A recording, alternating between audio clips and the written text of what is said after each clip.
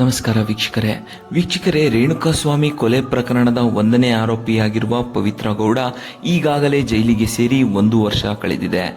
ಈ ಮಧ್ಯೆ ಪ್ರಕರಣದ ವಿಚಾರಣೆ ನಿರಂತರ ನಡೆಯುತ್ತಲೇ ಇದೆ. ಅತ್ತ ಮಾಫಿ ಸಾಕ್ಷಿಯಾಗಿ ಆರೋಪಿ 14 ಪ್ರದೋಷ್ ಅರ್ಜಿ ಸಲ್ಲಿಕೆ ಮಾಡಿದ್ದು ಪ್ರಕರಣಕ್ಕೆ ಹೊಸ ತಿರುವು ನೀಡಿದೆ. ಈ ಮಧ್ಯೆ ಪವಿತ್ರ ಗೌಡ ಅವರ ಮೊದಲನೇ ಗಂಡ ಸಂಜಯ್ ಸಿಂಗ್ ಸಾವನ್ನಪ್ಪಿದ್ದಾರೆ ಎಂದು ಹೇಳಲಾಗುತ್ತಿದೆ. ಅಚ್ಚರಿ ಎಂದರೆ 7-8 ತಿಂಗಳ ಹಿಂದೆಯೇ ರಾಜಸ್ಥಾನದಲ್ಲೇ ಪವಿತ್ರ ಗೌಡ ಅವರ ಮೊದಲ ಗಂಡ ಸಂಜಯ್ ಅಗಲಿದ್ದು ಅನಾರೋಗ್ಯದಿಂದ ವಿಧಿವಶರಾಗಿದ್ದಾರೆ ಎಂದು ಹೇಳಲಾಗುತ್ತಿದೆ. ರೇಣುಕಾಸ್ವಾಮಿ ಕೊಲೆ ಪ್ರಕರಣದ A1 ಆರೋಪಿ ಪವಿತ್ರ ಗೌಡ ಅವರಿಗೆ ಜೈಲಿನಲ್ಲಿ ತೀವ್ರ ಜ್ವರ ಕಾಣಿಸಿಕೊಂಡಿದ್ದು ಅನಾರೋಗ್ಯದ ಹಿನ್ನೆಲೆಯಲ್ಲಿ ವಿಚಾರಣೆಗೆ ಗೈರಾಗಿದ್ದಾರೆ.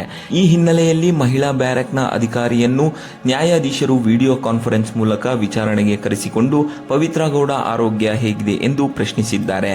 ಇದಕ್ಕೆ ಪ್ರತಿಕ್ರಿಯಿಸಿದ ಅಧಿಕಾರಿ ಪವಿತ್ರ ಗೌಡ ಅವರಿಗೆ ಜ್ವರ ಇದ್ದು ಚಿಕಿತ್ಸೆ ನೀಡಲಾಗುತ್ತಿದೆ ಎಂದು ತಿಳಿಸಿದ್ದಾರೆ. ಅಲ್ಲದೆ ತೀವ್ರ ಜ್ವರದ ಜೊತೆಗೆ ಲೋ ಬಿಪಿಯಿಂದಲೂ ಬಳಲುತ್ತಿರುವ ಪವಿತ್ರ ಗೌಡ ಅವರಿಗೆ ನಿನ್ನೆಯಿಂದ ಜೈಲು ಆಸ್ಪತ್ರೆಯಲ್ಲೇ ಚಿಕಿತ್ಸೆ ನೀಡಲಾಗುತ್ತಿದೆ ಎಂದು ಮಾಹಿತಿ ನೀಡಿದ್ದಾರೆ. ಈ ಹಿನ್ನೆಲೆಯಲ್ಲಿ ಸೂಕ್ತ ವೈದ್ಯಕೀಯ ಸೌಲಭ್ಯ ಒದಗಿಸುವಂತೆ ನ್ಯಾಯಾಧೀಶರು ಸೂಚಿಸಿದ್ದಾರೆ. ಆರೋಗ್ಯ ಸುಧಾರಿಸಿದ ಬಳಿಕ ವಿಡಿಯೋ ಕಾನ್ಫರೆನ್ಸ್ ಮೂಲಕ ವಿಚಾರಣೆಗೆ ಹಾಜರುಪಡಿಸುವಂತೆ ಆದೇಶಿಸಿದ್ದಾರೆ. ಧನ್ಯವಾದಗಳು.